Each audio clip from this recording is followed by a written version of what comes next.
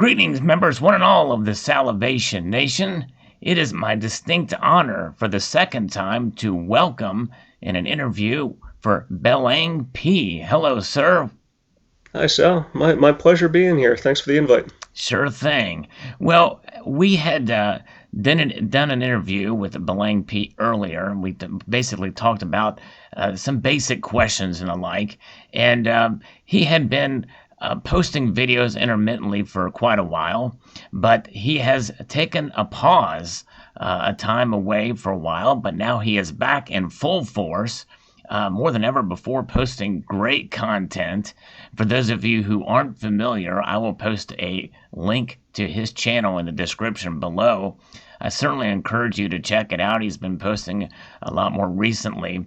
But there's something about Belangp that makes him quite unique from any other analyst that I've ever heard in print or seen on print or heard in any platform anywhere. He really goes into depth and really analyzes the data to make conclusions and things that are just completely logical in terms of the precious metals in general. The research that he does is impeccable, and he brings it in a light in a way that I think that packs it a lot of information together in short videos. And I think it is amazing. One of the themes that I think I see in the comment section of his videos is that many people have to digest the information, myself included. There's so much there, you have to hit the rewind button to absorb it all and to take it in. But he does a great job of communicating the data and the ideas around what we know to be the realization that gold is money. And we're going to talk about gold, silver, and other precious metals with Belangp. So, sir, thank you again for joining us. So, what are your thoughts about the state of where we are at right now in this specific situation with regards to COVID-19, the age of quarantine and isolation, and where precious metals stand with the monetary system and what they're doing with the dollar right now? Well, I think over the past few decades, and in particular the past decade, we've worked ourselves into a situation where the system is very, very fragile due to the sheer amount of debt that's been built up. And as you know, it's not just the interest rate that makes debt dangerous, it's the fact that all debt comes with a payment schedule. And so even if you have a 3 or 4% mortgage, if you miss a mortgage payment or two, you're going to be in a lot of trouble. So along comes COVID-19, and the authorities are reacting to it, and the reaction is obviously slowing down the economy and preventing a lot of people from going to work, and in particular the small business owners who, if they don't show up to work, they don't get paid. And so I think that's putting a heck of a lot of stress on the financial system, and it's putting a lot of debt in jeopardy. And the Federal Reserve is responding the way that the Federal Reserve has responded in the past, which is that it's monetizing a lot of the debt. And I did a video on this a few weeks ago, taking a look at the Federal Reserve balance sheet. It's getting quite large at this point. In fact, it's approaching $7 trillion, on its way up to $10 trillion. Not all of that is making its way into currency and circulation right now, because part of the money has been put in a credit account with the Treasury, ready to be spent, but it hasn't been spent yet, and so it's not money in circulation. And some of it is coming from deposits at the New York Fed from parties such as the Exchange Stabilization Fund and the IMF. So this represents funds that had already existed in the system, but is not really being released into the economy, at least not yet. And so I'm in a holding pattern, kind of watching things with interest, waiting to see what happens with the US dollar and other world currencies. But I think we're in a very interesting situation right now where if we are going to see some kind of a financial catastrophe followed by a monetary reset, the time for that seems to be ripe for happening sooner rather than later. It sure does seem that way. I know I remember that video where you talked about that, and one of the potential for a dollar reset would be some sort of a global based dollar or a global based currency.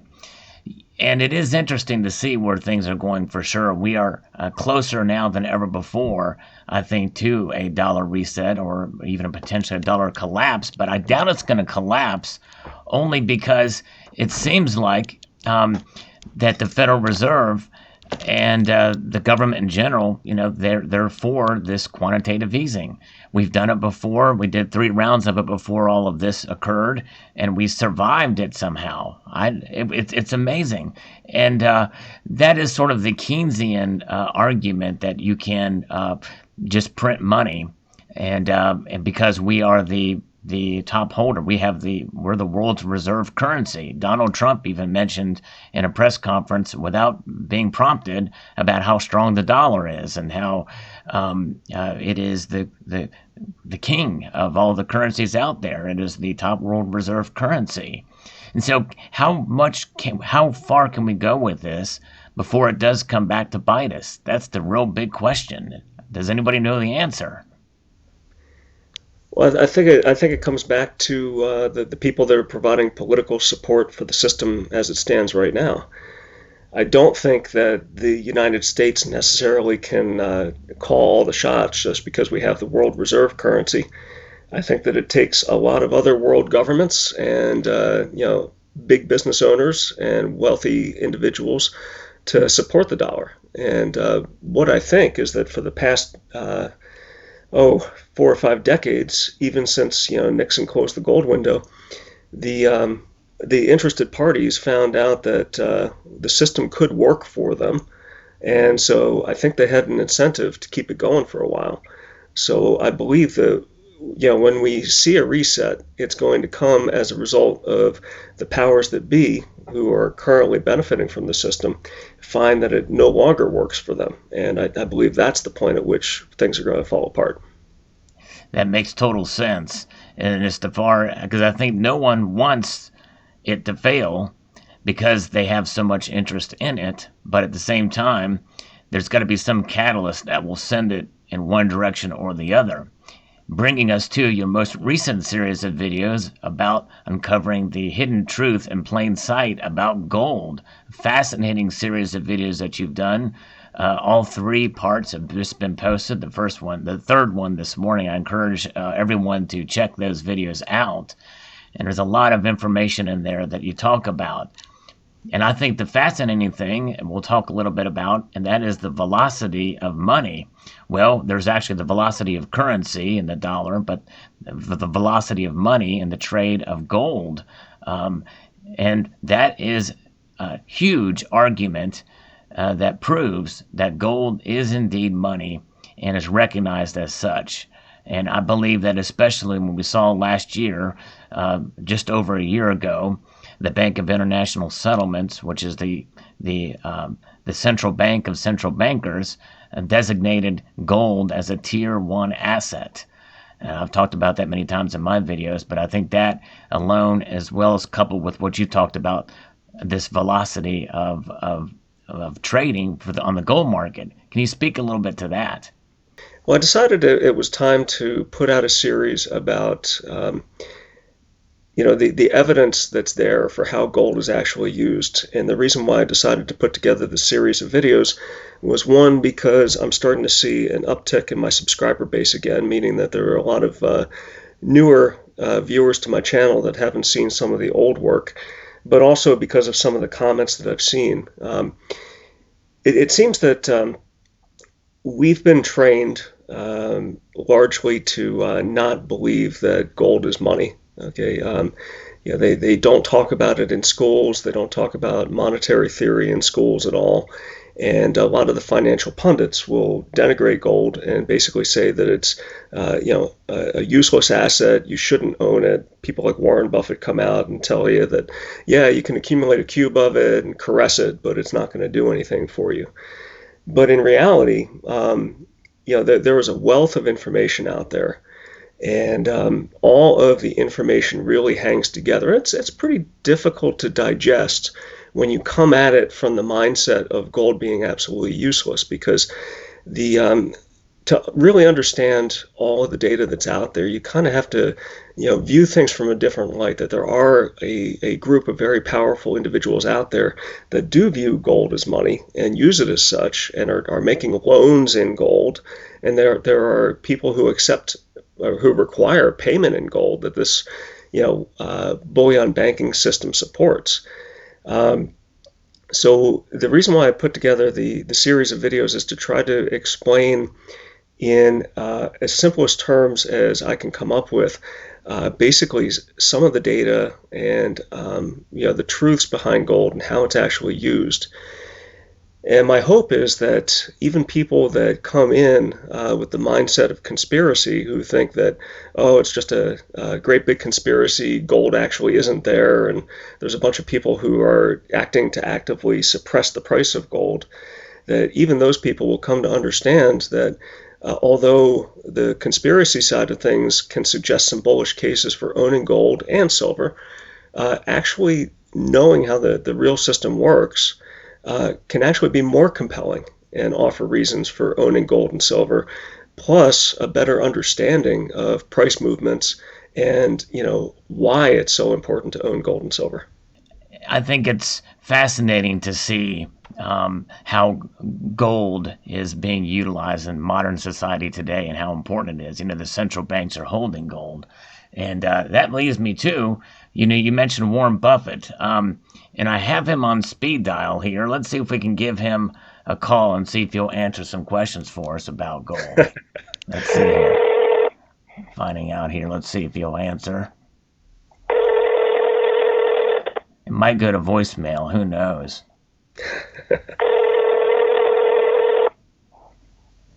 Welcome to Bank of America. Oh, Bank of America. Well, that's interesting.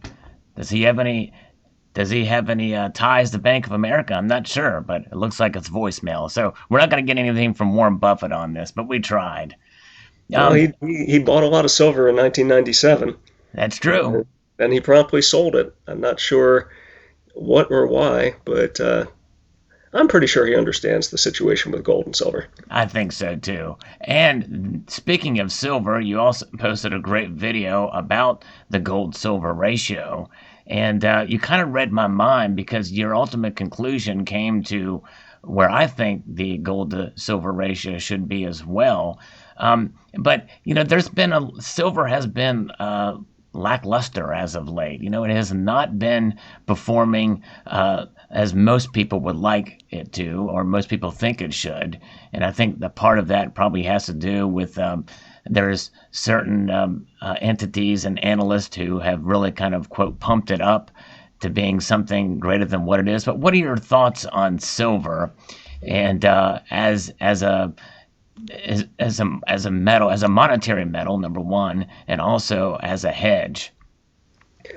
Okay, that's a really interesting topic, and it could take probably a lot longer than we have, but I'll offer my Reader's Digest version. I have followed silver actually for a long time, and I know that it frustrates a lot of my viewers that I don't focus more on silver.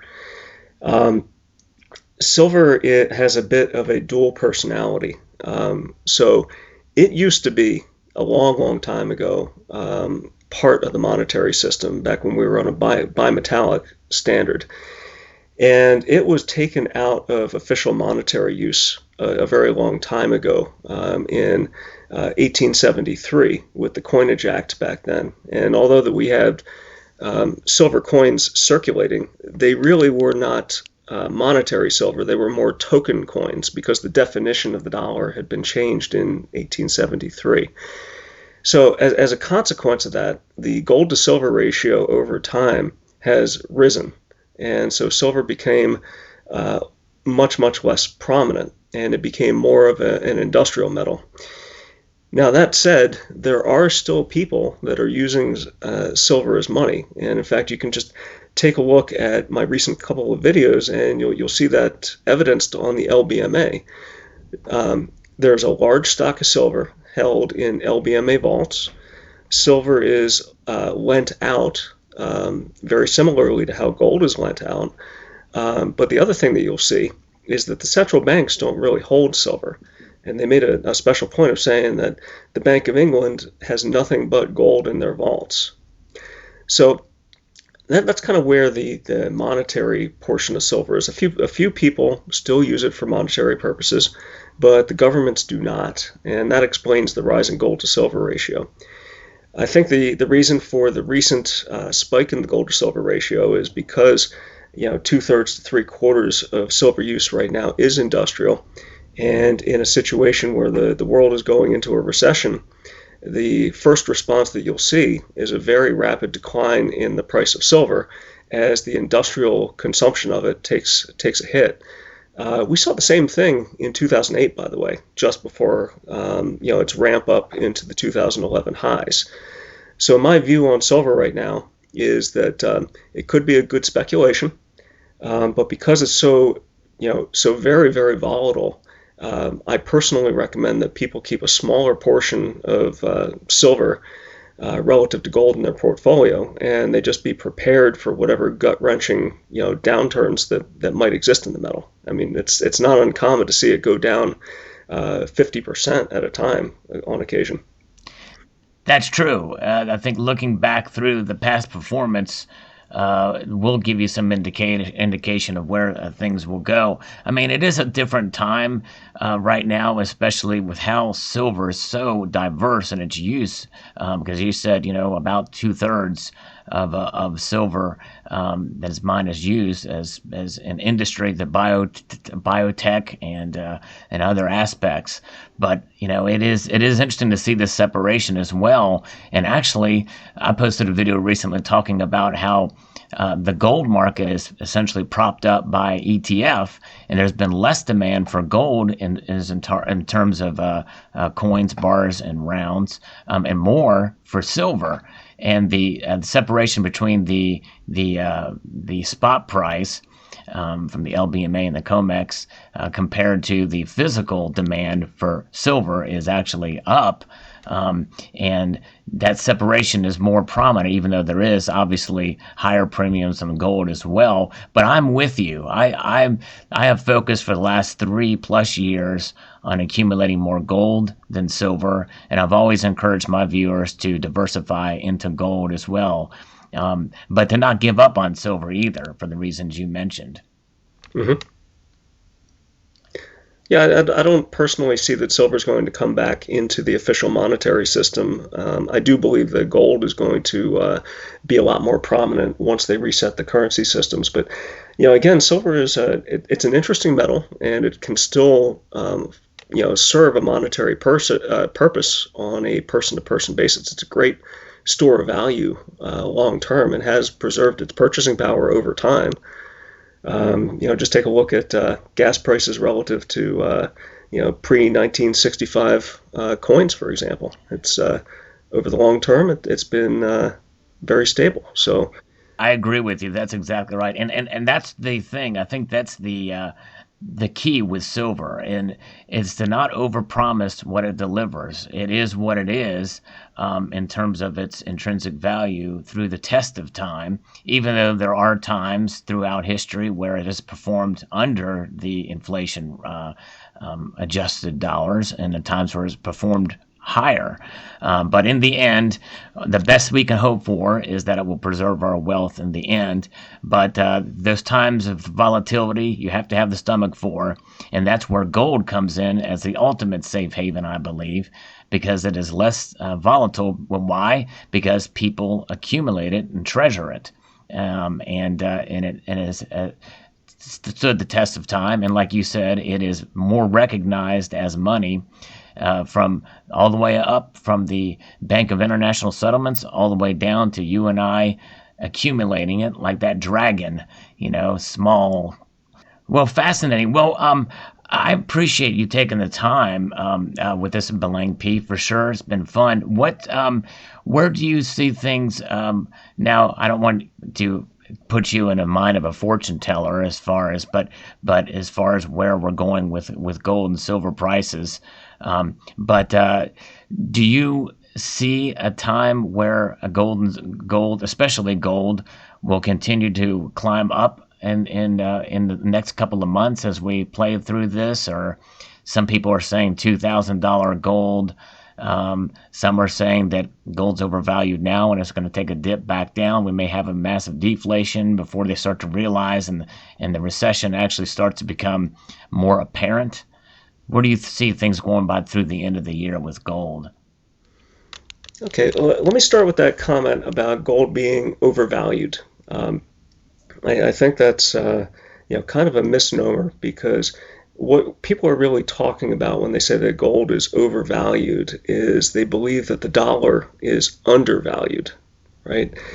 If gold is the real money, then really understanding price movements in gold is a matter of understanding the strength of the currency in which you're quoting it. Gold has been rising in most other world currencies, but maybe not as much the dollar as it has in other currencies. But that just says that the dollar has been unusually strong during this crisis, meaning that people that are in other currencies are seeking the shelter of not only gold, but also the dollar.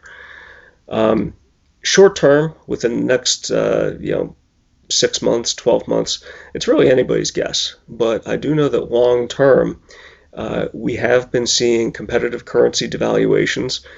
We've been seeing the Federal Reserve continuously increase its balance sheet. And over the past number of decades, the price of the dollar relative to real goods and services has been continuously declining. So betting against gold is essentially betting that the dollar is going to increase in purchasing power over the long term.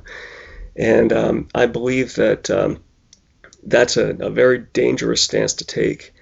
And anybody who's willing to abandon their gold position right now because they think that they're likely to see a decline in price over the span of a few months, that person is taking a very dangerous bet that they're going to be able to get back in when the time is right.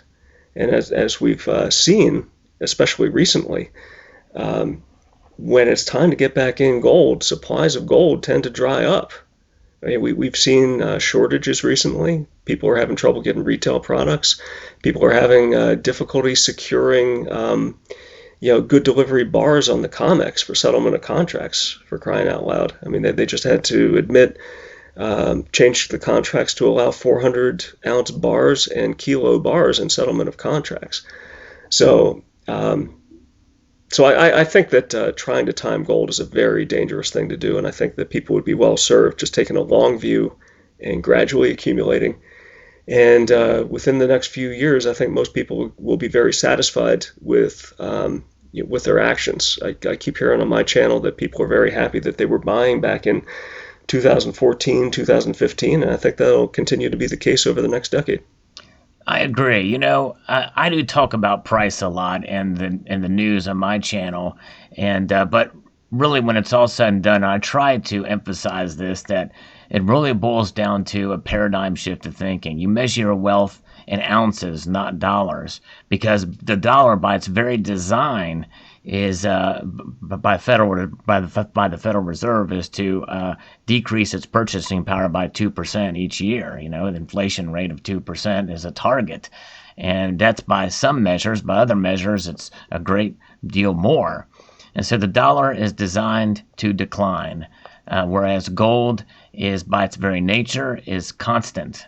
And I think if more people had that attitude with gold, and even to some extent silver as well, I think we'll be better served in having that faith in the actual monetary attributes of gold there and silver. Precisely. Couldn't have said it better. Well, very good. Well, thank you, sir. Anything as far as the future for your channel, and what you where you see your channel going in the next year here, now that you're kind of back in action, so to speak? Okay, well, thanks for asking. I am kind of reinventing things, reinventing myself. Just to talk a little bit about my hiatus last year. I think I only put out 3 videos last year, and I took a 7-month break. And the reason for that was that I was having some difficulties, within my workplace, it became quite disappointing with a lot of changes that were occurring there. And there were some things happening in my personal life that were really difficult. So it became very difficult to put out new content and really put the appropriate level of energy into it. But early this year, I've had a flood of comments from people basically requesting that I come back, because they were confused. They felt like they could really use some guidance, and it was very touching. And so, between that and what's been going on at work, I've decided that I'm going to try to maybe change careers in the future, maybe a year from now or so. And so part of that may be going into teaching. Part of that may be doing some independent counseling. But I do plan on keeping the channel energized and alive and full of fresh content. I've started to take some of the suggestions from people that leave comments whenever they have a question that involves a lot of detail. I'll jot it down, and I'm going to make a point of trying to address comments and concerns in videos going forward. So that said, we'll kind of see where things go. Well, I tell you what, you have there has been a hole with you not in the community for that time, and it just goes to show you not only how amazing you are at bringing information together for the community, but also how much failings there are in channels like mine who have not been able to really fill in those gaps. So, but I think there's something unique about what you offer that I think that's not out there for any other channel out there, even from professional analysts. And best wishes and prayers for all that is going on in your personal life and professional life. And if you do move into a new career, I pray that it is a smooth transition and that it will be of most value and that you will find value in it. I think teaching is something you have a propensity towards, and I think you will excel no matter what you do in a change of career because of your intelligence and your astuteness. And so I have no qualms about your success in life. But it is, any kind of transition is always tough, and it's change is difficult. But I have no doubts that you will be able to excel and adapt. Well, I appreciate the compliments, Sal, and I really do. And yeah, I just wanted to mention that your channel is top notch. I really enjoy watching it. You put out a lot of good content, and one thing that I've really enjoyed is the fact that you try to keep everybody together. It's a good place for people to congregate, have discussions in the comments sections. I have enjoyed the evening chats that you have on occasion, but you've been a pillar of the community for many years, and so thank you very much for that. Well, thank you. I appreciate that. I very much am very honored and humbled, and I just appreciate all that you do, and I'm glad you're back part of the community, and we thank you so much for everyone else for taking the time to watch this interview.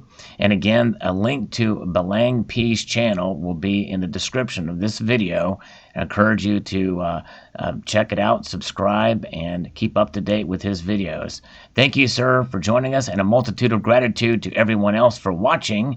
And I want to encourage you to please continue to rate, comment, share, and subscribe.